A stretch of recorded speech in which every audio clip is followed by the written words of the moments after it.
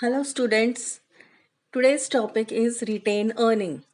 As you know, retain earning is an internal source of financing. In simple words, you can say it is nothing but the saving out of your incomes. As we know, the future is uncertain. So, if we are earning something today, our objective is just not to fulfill the requirement of present, but save something for future also. Because such uncertainties will be a problem if we are not having with some funds. So how can we save for our future? Suppose your pocket money is rupees 500 per month, right? You don't have to spend the whole amount in a month. What do? You keep a 100 rupee note out of that pocket money and keep it aside for your future. So ऐसा करते करते after 6 months you will be having 600 rupees extra in your pocket, correct? अब next month में क्या हुआ? Suppose your father says कि इस time थोड़ा प्रॉब्लम है बेटा, तो I cannot give you the pocket money. So do you have a problem? No. Why? Because you are already having 600 rupees in your pocket, correct? How they have come in your pocket? Because of the saving you did, correct. और अगर आपने saving ना की होती तो क्या होता? इस टाइम में you will be in trouble. उस प्रॉब्लम को सॉल्व करने के लिए आपको क्या करना पड़ता? शायद किसी से बोरो करना पड़ता, क्रेडिट लेना पड़ता, लेकिन वो क्रेडिट आपको नेक्स्ट मंथ में वापस भी करना पड़ता. सो पूरी की पूरी आपकी फाइनेंशियल प्लानिंग कैसी हो जाती? फ्लॉप हो जाती, करेक्ट. लेकिन आप क्यों सेव हो गए? Because of the savings you did in that month, correct? So similarly, when company earn a profit in a year, they do not spend their net profit among the shareholders. What they do, they keep a part out of that net profit aside as a reserve, and they can use that reserve in some future financial crisis. तो वो future में उसको use कर सकते हैं, ना सिर्फ crisis के टाइम बल्कि एक्सपेंशन पॉलिसीज के लिए भी उनको वो यूज कर सकते हैं. तो कंपनी क्या करती है? हर साल अपने प्रॉफिट में से थोड़ा सा पार्ट निकाल के एज रिजर्व रखती है.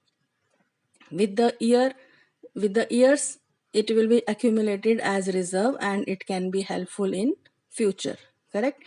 And it can be again reinvested in the business as capital. तो रिटेन अर्निंग को हम बोल सकते हैं it's a self financing, it's an internal source of financing, and because it is a part of the profit so it is called ploughing back out of the profits. So ये आपका है retain earning. लेकिन retain earning आप कितनी कर पाओगे? It depends on certain determinants. Now what are these determinants? Number 1 is income. Now let's see the example again. Suppose your income is rupees 100. So how much you can save out of this? Maybe rupees 20, right? Now, next month your earning is rupees 200. Now how much can you save? Maybe rupees 40, correct? Now suppose in the next month your earning is only rupees 50. Now how much you will save? You can say rupees 10. So what is the relation between this income and saving? As the income is growing, saving is more.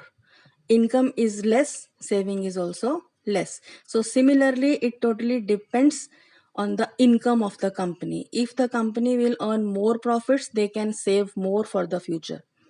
And if the income is less, they will save less for the future. So first determinant is income of the company, correct? The next determinant is taxation policy. As you know, every business house has to pay the tax to the government, correct? Now, if the rate of taxes is more, it means आपकी income में से आपको ज्यादा part tax में दे देना पड़ता है. तो ऑब्वियस सी बात है कि आपकी इनकम में से जब आप ज्यादा पार्ट टैक्स का दे दोगे तो आपको सेविंग के लिए कम अमाउंट बचेगा, राइट?